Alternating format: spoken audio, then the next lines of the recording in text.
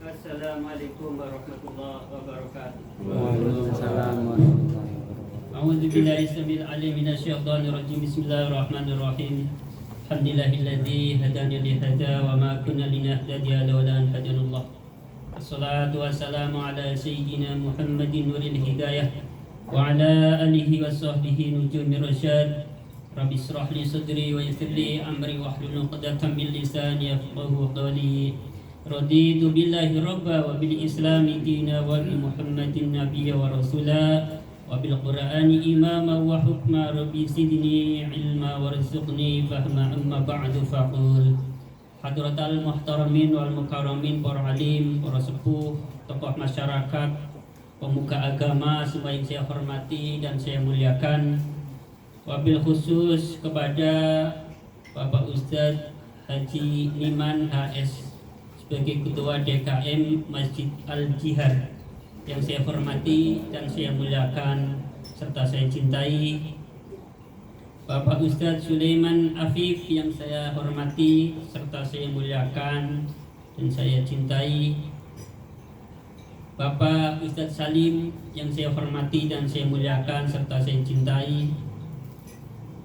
Bapak Ketua RT 04 Bapak Andriawan yang saya hormati dan saya muliakan, serta orang tua kami Bapak RT Sanin RT 01 yang saya hormati dan saya muliakan.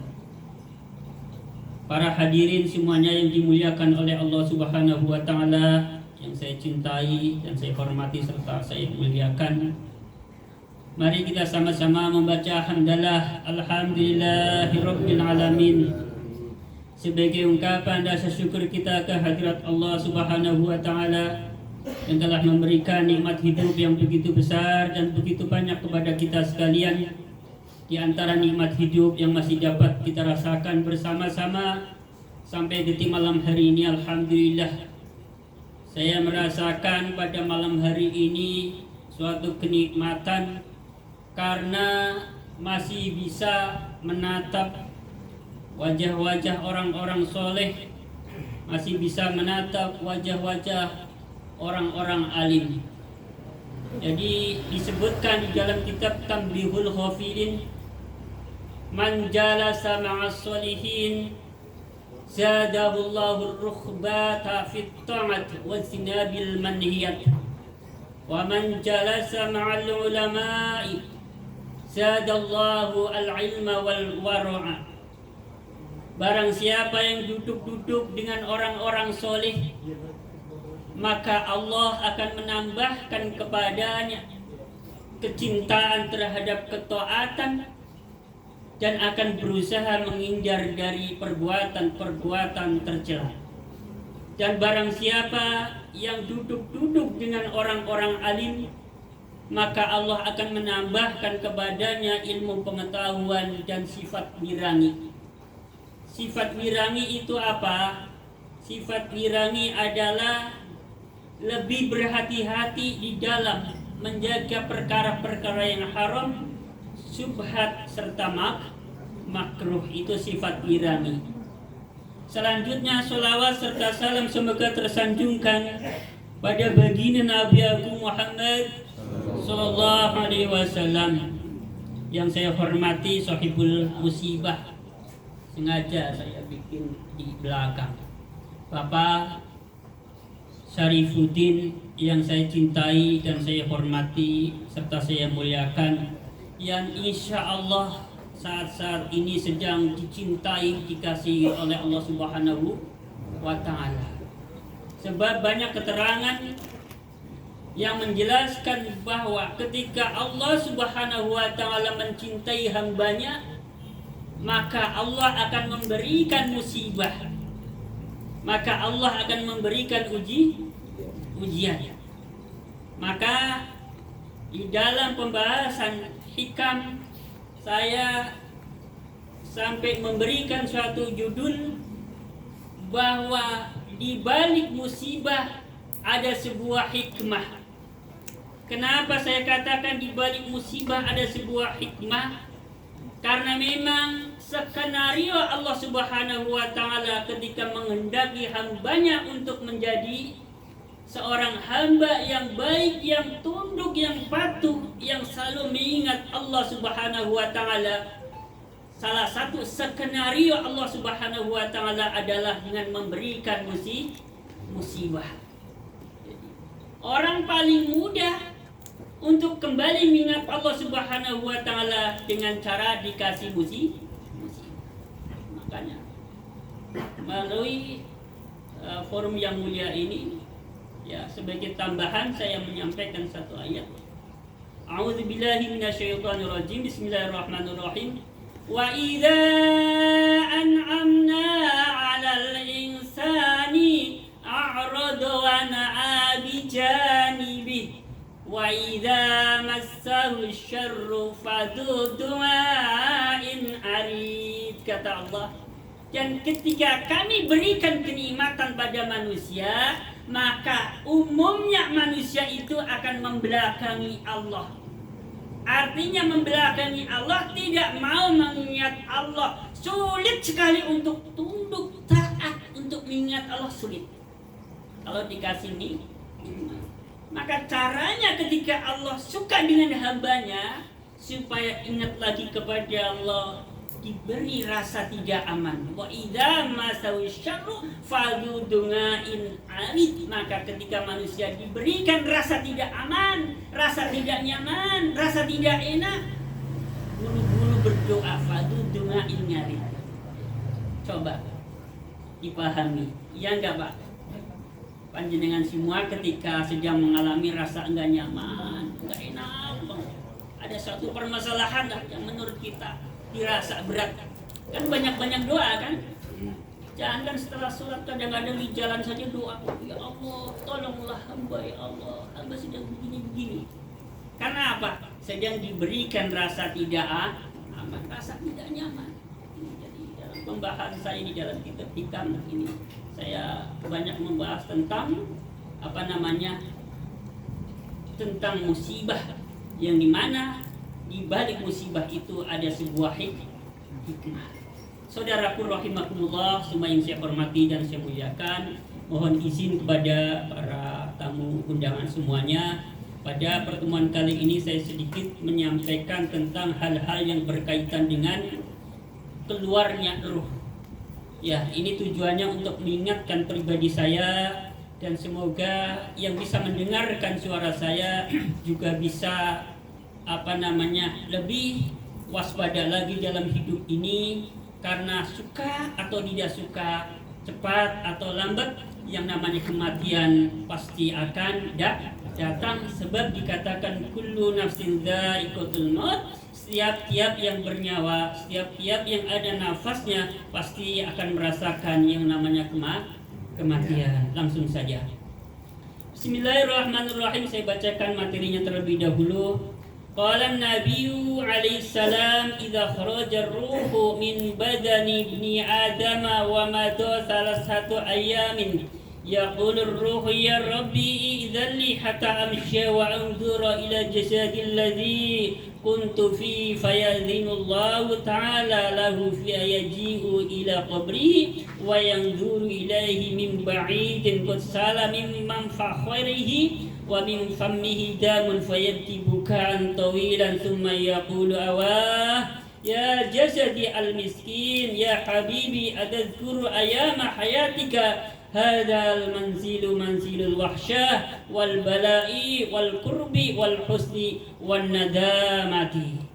Nabi SAW bersabda dalam hadis ini, ketika ruh anak cucu Adam keluar dari badan kita ini, manusia, kemudian lewat 3 hari, jadi di hari ketiga, maka ruh itu akan berkata, ya Rabbi i'idhanli, wahai Tuhanku berikan aku izin supaya aku bisa berjalan dan melihat jasadku yang dulu aku pernah ada di dalamnya. Maka Allah memberikan izin kepada ruh. Ruh pun mendatangi kuburan, Dan ruh melihat jasadnya dari tempat yang sangat jauh, min ba'idin, dari tempat yang sangat jauh. Dan sungguh betul-betul darah telah mengalir dari dua hidung dan mulutnya. Lalu ruh menangis. Fabaka bukaan tawilan, dengan tangisan yang sangat panjang, menangis terseduh-seduh. Itu roh ketika melihat jasadnya sudah mengeluarkan darah dari mulut, dari dua hidungnya.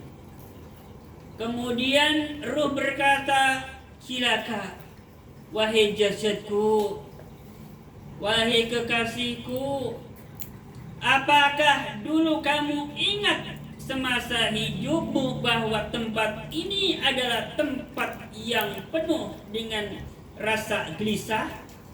Apakah dulu kamu bisa mengingat bahwa tempat ini adalah tempat yang penuh dengan cobaan, kesedihan, kesusahan, kesempitan, serta penuh dengan penyesalan?" Lanjut dari hadis ini, "Tsumma yamdu fa idza kana khamsatu ayamin." Kemudian lewat 5 hari, ya. Artinya setelah ruh itu keluar dari jasad seorang hamba memasuki hari kelima.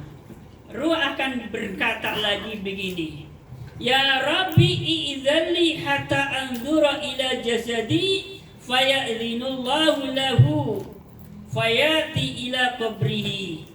Wahai Tuhanku, berilah aku izin supaya aku bisa melihat jasadku.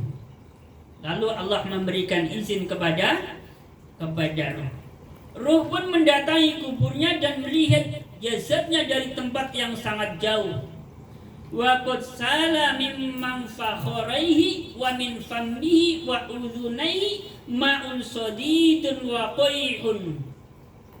Dan sungguh telah mengalir dari dua hidung, dua telinga, dan dari mulutnya air yang bercampur dengan nanah. Lalu ruh ini menangis terseduh-seduh sembari berkata, "Wahai jasadku yang miskin, bisakah kamu mengingat di hari-hari hidupmu bahwa tempat ini adalah tempat yang penuh dengan kesusahan, tempat ini adalah penuh dengan cobaan, bahwa tempat ini adalah tempat yang penuh dengan ulat, belatung, maksudnya belatung. Tempat ini adalah tempat yang penuh dengan kalajengking. Sungguh kalajengking itu telah memakan dagingmu dan telah melumat anggota tubuhmu." Ini di hari kelima. Kemudian melewati hari 5, 6, memasuki hari ke-7. "Tsumma yamdu fa idza kanat sab'atu ayamin yaqulu ya Rabbi i'dzalli hatta anzura ila jasadi fayadhinullahu lahu fayati ila qabrihi wa yanzuru min ba'idin." Memasuki hari ke-7, roh ini meminta izin lagi kepada Allah Ta'ala sembari berkata, "Wahai Tuhanku, berilah aku izin sehingga aku bisa melihat jasadku yang dulu pernah ada di dalamnya." Allah memberikan izin kepada roh untuk menengok jasadnya. Roh pun datang ke kuburan, melihat jasadnya dari tempat yang sangat jauh, tidak berani melihat dari tempat jarak yang dekat. Dilihatnya saat itu, wa qad waqama fi dudun katsirun, sungguh telah dikerubuti banyak belatung.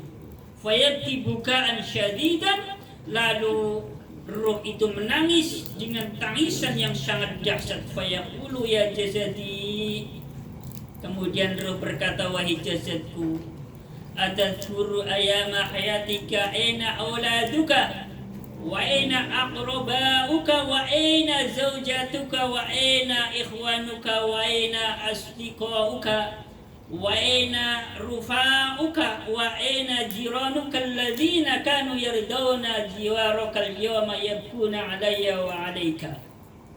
Wahai jasadku, wahai kekasihku, bisakah kamu mengingat di hari-harimu saat masih hidup, di mana anak-anakmu, di mana kerabat-kerabatmu, di mana istrimu, di mana saudara-saudaramu, di mana teman-teman dekatmu, di mana para kekasihmu, di mana para tetanggamu yang dulu ridho bertetangga denganmu. Di hari ini mereka semua menangisi diriku dan dirimu.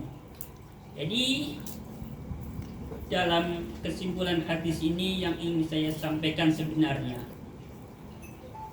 mengapa di kalangan kita ada acara 7 harian? Kalau di kampung saya di Cilacap sana adanya 7 hari, Pak. Jadi 1 sampai 7 ada, tapi jarang. Biasanya orang-orang tertentu, bahasa gampangnya yang punya modal. Karena kalau di kampung saya itu kalau nggak diundang nggak mau datang. Ya, jadi yang punya rumah mau ngundang orang 10, 20, 30, 40 itu undangan resmi didatangi per rumah. Jadi tinggal sesuai kemampuan tuan rumah. Maka sebagian orang yang mampu mengadakan kegiatan bacaan Yasin setiap malam selama satu minggu. Bagi yang kurang mampu biasanya diambil malam ketujuh. Nah, ini untuk menjawab pertanyaan-pertanyaan seputar mengapa di kalangan kita ada acara malam 1, malam 2 sampai malam ke-7 diadakan kegiatan tahlilan, ada pembacaan Yasin dan lain sebagainya. Kemudian tuan rumah mengeluarkan makanan untuk para tamu. Maka di sini akan saya jawab, dan jawabannya tidak menggunakan akal pikiran saya, tetapi jawabannya menggunakan dawuh para ulama terdahulu. Jadi tidak menggunakan akal saya.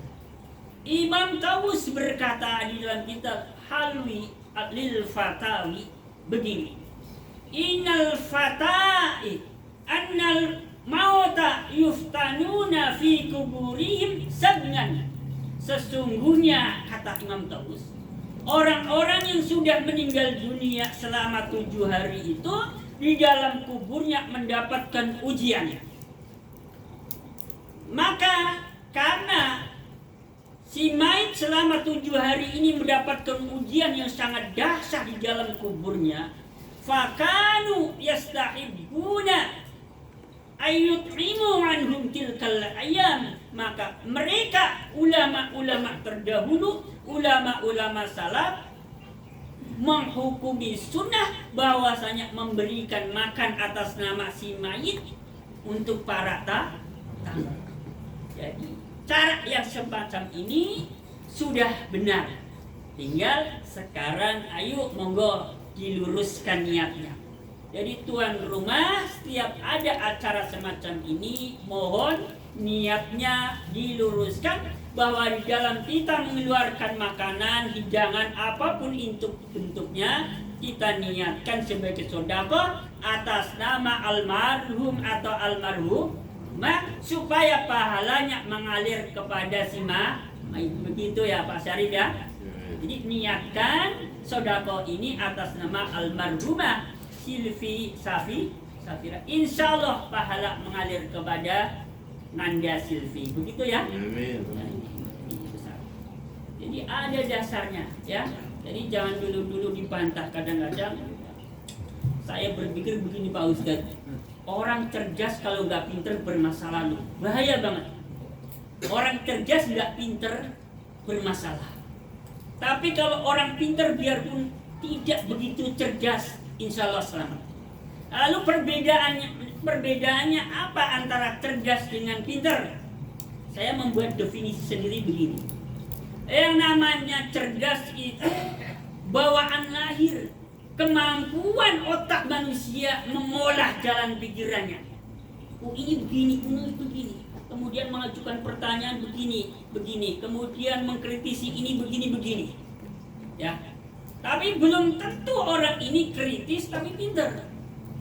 Nah, kalau pintar itu bagaimana? Kalau pintar itu adalah sebuah pengetahuan yang sekian lama dipelajari lewat membaca, lewat mendengar para guru-guru. Walaupun tidak begitu pintar karena saking lamanya membaca, mendengar, belajar kepada guru, akhirnya pintar. Memang orang ini tidak begitu cerdas. Karena orang ini pintar tapi tidak begitu cerdas, makanya ada orang pintar tapi tidak kritis. Ya, ada kalanya orang kritis tapi nggak pintar. Nah, ini jadi masalah ini. Apa-apa disalahin. Sesuai dengan akal pikirannya dia.